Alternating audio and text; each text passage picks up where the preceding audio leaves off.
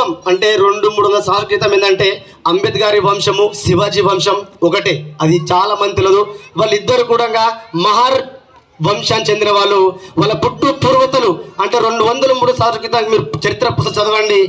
బాబాసాహెబ్ అంబేద్కర్ యొక్క ముత్తాత తాతలు శివాజీ వాళ్ళు ఒకటే కులం చెందినవారు.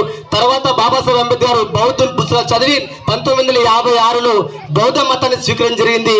మనము తెలుసుకోవాలి, వీళ్ళిద్దరు శివాజీ మహారాజ్ అదేవిధంగా బాబాసాహెబ్ అంబేద్కర్ ప్రపంచ మేధావులు, గొప్ప గొప్ప మేధావులు.